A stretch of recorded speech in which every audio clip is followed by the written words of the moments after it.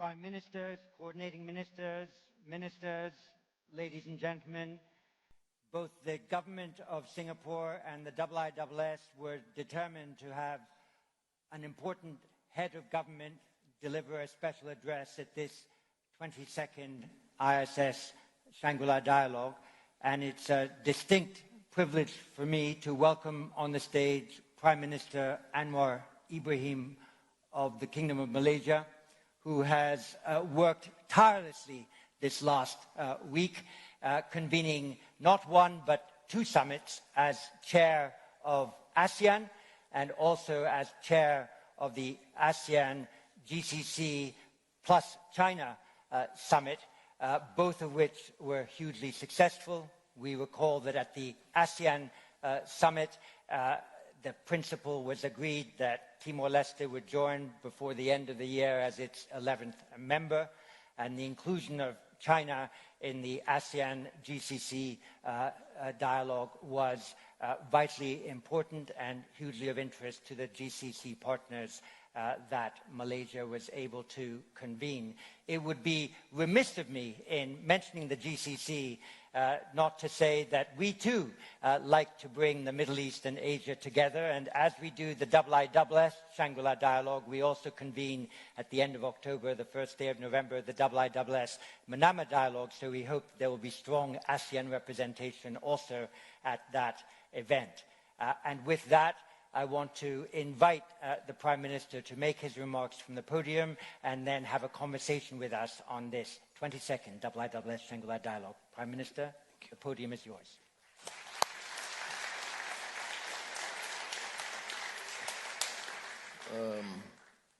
Terima kasih, Sir Gentleman, for this rare privilege and honor. Prime Minister Lawrence Wong virtually harassed me and forced me to attend. You see how influential is Singapore as far as Malaysia is concerned. Initially, I had to, decline because I don't have the expertise, defense issues. But you see, my good neighbor and friend insisted, and there's no way I can get out of it. Anyway, thank you very much, Lawrence Wong. And Ramos Horta is here. We're checking on us or what? Thank you again. Now, this gathering is, of course, to me, essential, a critical forum where ideas are tested, assumptions challenged, and common ground quietly built. Now, I'd like to speak about how Southeast Asia is holding its ground through cooperation, collective resilience, and the steady exercise of our own agency. Malaysia and Singapore, Prime Minister Lawrence, continue to deepen our cooperation across the board. This I prepared before I know that you are going to attend. So it's a very sincere expression. One example is the Johor-Singapore Special Economic Zone, an economic partnership designed to boost investment, innovation, and connectivity between Singapore and southern Malaya. In a world increasingly shaped by fractures and fault lines, we aim to offer a different kind of border, one defined not by division, but by shared purpose. If this Johor-Singapore Special Zone is a glimpse of what cooperation can achieve at the bilateral level, then ASEAN is the wider canvas. The 46th ASEAN Summit in Kuala Lumpur held last week was substantive and productive. We adopted the KL Declaration on ASEAN 2045, a 20-year roadmap to knit our region closer together with jobs, connectivity, and sustainability at its core.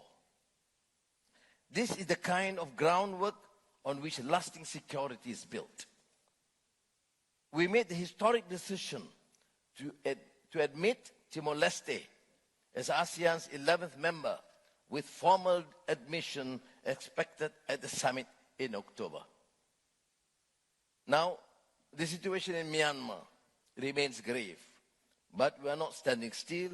ASEAN does not seek to engineer outcomes, but we are equally clear that the 5-point consensus dictates that a resolution that excludes those most affected by this crisis will not endure. Myanmar's nationhood must be forged through inclusion, not erasure. Beyond our borders, ASEAN is widening its strategic aperture. The ASEAN GCC Summit deepened ties with the Gulf. This week's launch of the ASEAN GCC China Trilateral Initiative, unprecedented and momentous, reflects our intent to connect ASEAN's energy and talent with the Gulf's capital and China's scale. New tools like the ASEAN Geoeconomics Task Force are helping us navigate external shocks with sharper coordination and foresight.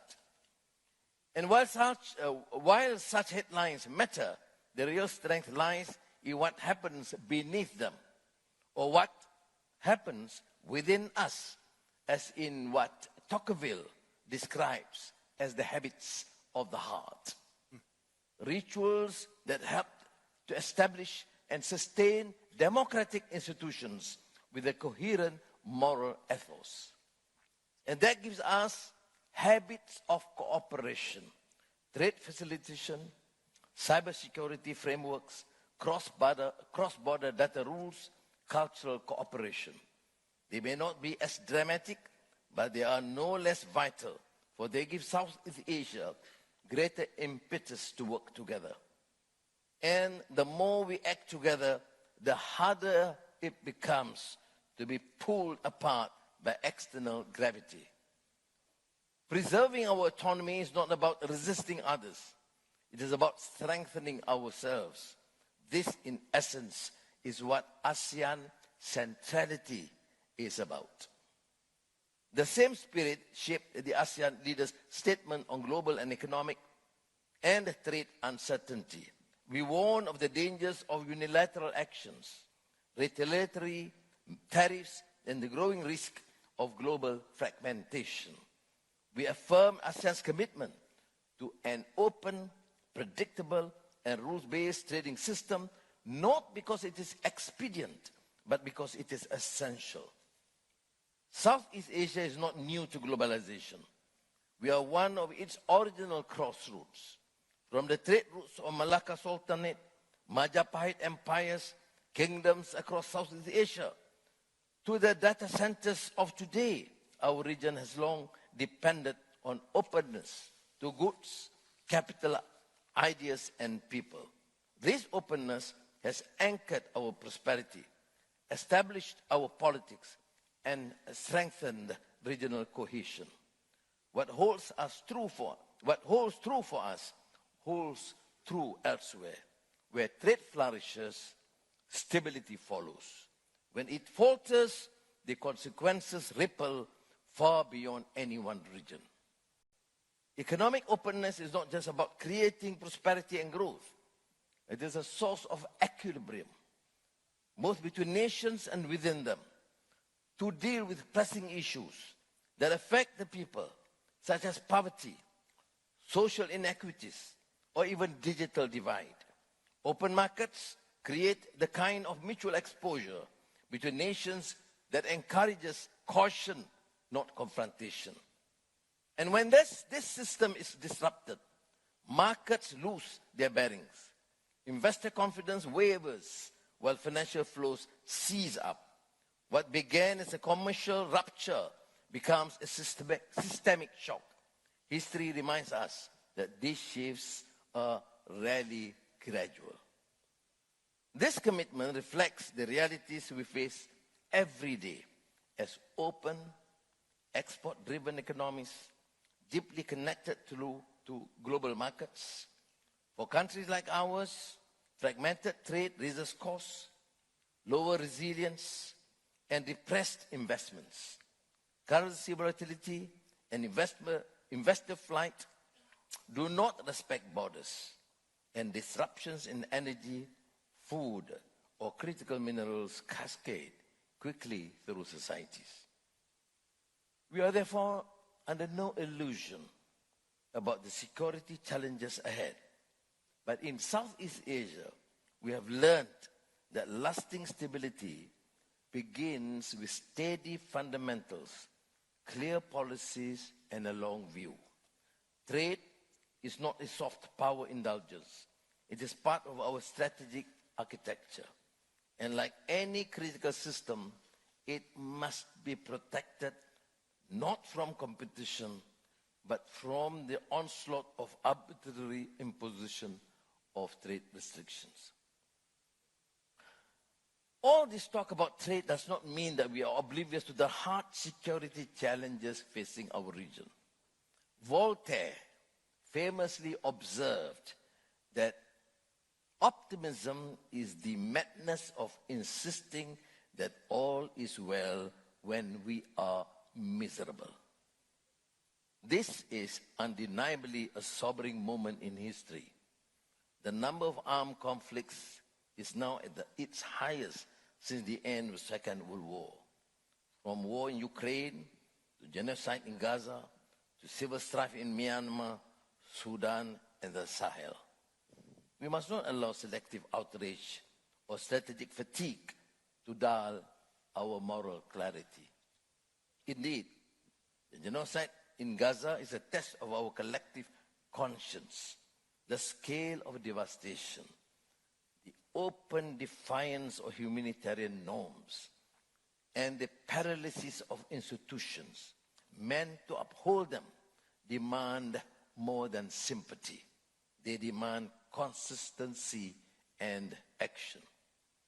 The new orthodoxy affects not just how we view diplomacy, but how we structure security. If persuasion is dismissed as weakness, then exclusivity becomes strategy. We do not object to like-minded partners talking about among themselves, but coalitions that build walls instead of bridges, stoke arms competition, or undermine the legitimacy of multilateralism should give us pause. A stable region is not one braced for conflict, but one grounded in openness, transparency, and habit-forming cooperation. We understand that nations need a degree of control over their defense industries and critical infrastructure. We recognize that a measure of deterrence helps keep all parties honest. It is with that realism in mind that Malaysia adopts a posture of active non-alignment to preserve our ability to act on our terms. It is a deliberate way to remain outward-facing, connected, and in control of our strategic space. The suggestion that we do not necessarily align fully with one side, then we must have capitulated to the other, is untenable. Nowhere is this more evident than in the prevailing discourse on the South China Sea, where the dispute is far too complex. Our objective is not achieved through escalation, nor by provoking others into disproportionate responses. It is best pursued through steady, principled diplomacy, quiet where necessary, but always firm. Malaysia remains deeply concerned about the potential for escalation among the claimants in the South China Sea. We have no interest in seeing tensions spiral into confrontation, least of all in waters so critical to our own security and prosperity. That is why we will continue to engage with all parties calmly, directly, consistently. We will urge restraint, encourage dialogue, and work to preserve the stability on which this region depends. Above all, we remain steadfast in our principled insistence that all parties uphold the United Nations Convention on the Law of the Sea.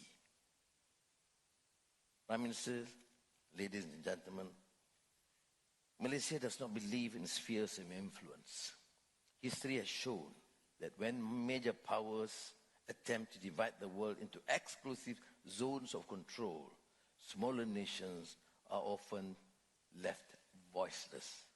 Stability does not come from carving up the map, but from creating space for all to participate meaningfully in shaping the order we live in. Our approach is one of active non-alignment. We will engage all who are willing, major powers and middle powers alike, not to set one against the other, but to maximize our own strategic space. Indeed, while we welcome a strong and enduring United States presence in the region towards fostering peace, we also value our vibrant and firm ties with China and our robust partnership across Asia, Europe, and the global South. What Southeast Asia needs is a dynamic equilibrium that enables cooperation without coercion and balance without bloc politics. For Malaysia, this is a deliberate and strategic posture to help preserve an open region, to assert our sovereignty, and to make our own choices. Terima kasih. Thank you.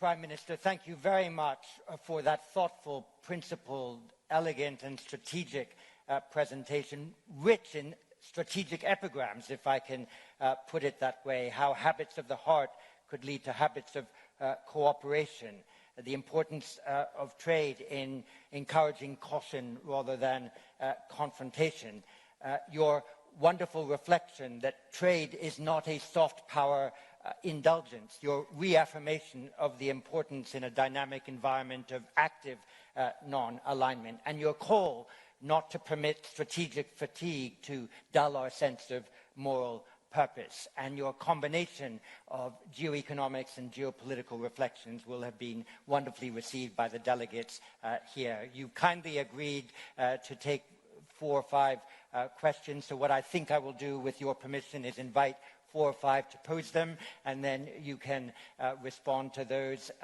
as they come on. But if we have agreed that easy ones I will respond. The more complex one, Prime Minister Lawrence Wong will respond. You always have powers of delegation that you can exercise if you wish. And let me start with one of our young leaders from the Philippines, Robert Joseph Medillo. Thank you very much for your very insightful, principled and inspiring remarks, Prime Minister. My question is about the Laconia Show. Malaysia has been actively exploring and exploiting oil and gas resources in the area around the shoal, as it is rightfully part of its continental shelf, and it is within its exclusive economic zone. China has, of course, made an open criticism of Malaysia regarding this issue based on its illegal 10-dash line. Your Excellency, what is Malaysia's most recent view or position about this issue? How are you handling this, considering your robust economic relations with China? What are the challenges and or progress made, if any, to date? Thank you very much, Your Excellency. Thank you very much. And from Myanmar, what Is it with Lawrence or me now? Oh. No, wait, I'm talking. Thank you, as Mr. a friend. Chairman. I'm sorry, the Foreign Minister is not here, so I'm fine.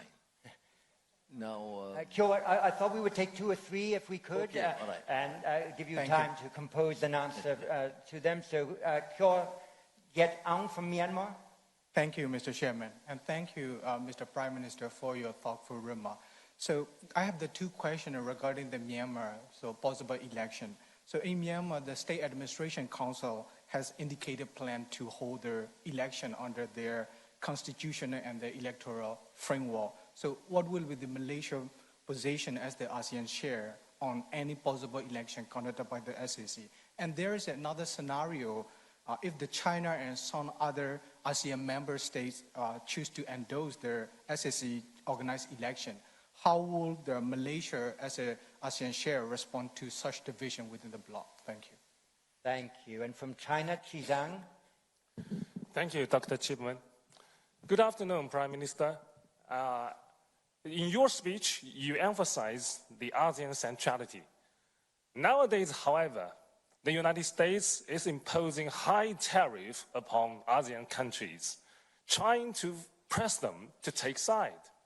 So, as the leader of the rotating chair of ASEAN, what can you do to make sure that ASEAN continues to play a central role in the region? Thank you. I'll take one more perhaps before coming back to the Prime Minister. Gatra Priyandita from Indonesia. Thank you very much, Dr. Chairman, and thank you, Prime Minister Anwar, for your remarks. My question is about international governance of cyberspace and emerging technologies like artificial intelligence, which is a subject that has been very important for Malaysia's chairmanship of ASEAN, but also more broadly in its engagement with the UN framework.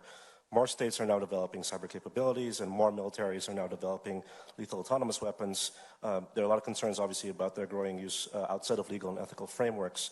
When there's growing distrust in cyberspace and about the uses of these kinds of technologies, and when there's a decline in trust in multilateral mechanisms, how can Malaysia, as well as more broadly ASEAN, make sure that states are held more accountable in cyberspace and the use of lethal autonomous weapons? Thank you. I'll add one more to the Prime Minister's menu as he writes that question down. Susanna Patton from Australia.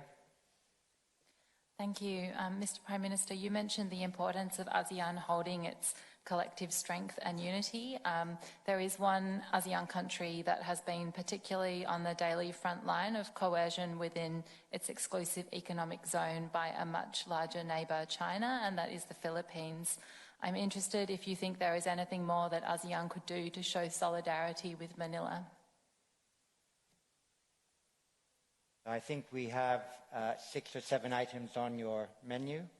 Prime Minister, the floor is yours. You're not going to help me on this, right? Now, on the South China Sea, the consensus within ASEAN is UNCLOS, number one.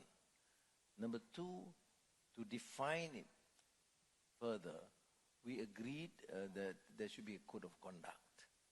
And in 2 years back, I think in the session in Jakarta, Premier Lee Chiang made that commitment too.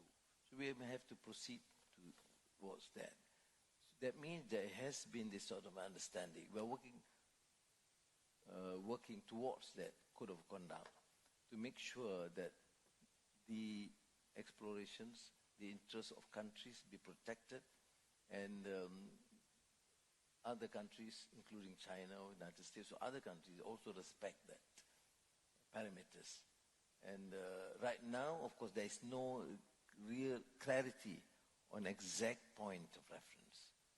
Now, this relates to even the issue of tension between Philippines and China, although I think, frankly, it's a bit more exaggerated because I've seen my friend, President Bomo Marcos and Lee Chiang engaging, during the ASEAN meet in Kuala Lumpur. We hope that continues because there is no way out except the engagement between countries, and we do support that position. I've mentioned this to President Bomo Marcos that the engagement must be more constant and dynamic, so that we should refrain from escalating this sort of tension. It's not easy, but then that has been the consensus within ASEAN, both bilateral and multilateral mechanisms. Now, on Myanmar, after consulting my colleagues, ASEAN, I met both SEC and also NUG prime ministers. And that was a precondition before we continue or enlarge our support for the humanitarian crisis. As I've said, Smart Team Singapore was the first to arrive purely on a humanitarian basis. We, Malaysia, set up even the field hospital there. But the conditions, number one, immediate ceasefire, all sides. Number two, the humanitarian assistance must be given to all without discrimination. All those two terms were agreed upon, then we proceed. Of course, there have been complaints about incidences of violence, again, the spirit of ceasefire. But we have continued, and I think recently the spirit of ASEAN leaders is to call for continued ceasefire expanded and guarantee the safety of all humanitarian personnel in their assistance. And hopefully this would allow for dialogue. We have taken the initiative to invite some groups for dialogue in Kuala Lumpur last month. And I've started, and I call my colleagues to send their teams, officials and military personnel and intelligence to continue to engage. But the parameters are very clear, the 5-point consensus. Now, about the elections, if the elections are fair and more inclusive, you do not exclude parties, then of course we are ready to accept, although it may not be perfect. You can't have sometimes we impose too stringent conditions. And we joke about fair and free elections, and you can ask Al Gore in the 2000 elections. Of course, he would not agree with us, but then that's a position. But at least the broad parameters must be agreed upon. And this I have conveyed personally to the SEC Senior General Prime Minister of SEC, and also to the NUG Prime Minister. I do not want to preclude any possibility, but of course, elections is not the priority as far as we're concerned. First is peace and security. Second, humanitarian assistance. Number 3 is, of course, to have built up this consensus and be more inclusive. You can't have, for example, elections if you exclude some parties. Now, from Indonesia, about the cyber space, cyber security, digital transformation, enrichment, and connectivity is all. It has become a major priority among ASEAN officials and leaders. We have announced from part of Malaysia, of course, we have continued. Singapore began this initiative about the proper adequate legislation much earlier. We have studied these cases, and then we'll be tabling legislations to this effect, and we have also encouraged member countries to do likewise to accelerate the process. Now, on the tariff, our consensus again, the trade ministers met and the finance ministers, we say no retaliatory tariffs. It will not work. It is better to listen and to engage. Bilaterally, countries have gone, but as ASEAN, we say, look, we have to have a consensus so that no decisions or recommendations come at the expense of any other partner. But the best method is still engagement. Nobody is certain what the final outcome will be, so it is better to be engaged. And the initial engagement, even from the engagement, even from the Malaysian MITI minister, they were quite happy. Meeting Lightning and the USTR. There were rooms to maneuver and discuss in detail. So we'll proceed at that. But principally, we all in ASEAN agree that we support a rule-based multilateral system and arrangements. So we do not support, endorse any unilateral action against the principle of free trade. But notwithstanding that, the option is to continue to engage. Best bilaterally, but also ASEAN as a group. I think I've covered almost all, right? Prime Minister, you've done a comprehensive and wonderful job. You will have pleased our keynote speaker, President Macron, last night by quoting not only de Tocqueville but also Voltaire. But you will have satisfied the strategic appetite of all of our delegates here by your very wise speech, which I hope we will have access to so that we can read and study it. And thank you for the conversation that you've so elegantly encouraged. Thank you very much, Prime Minister.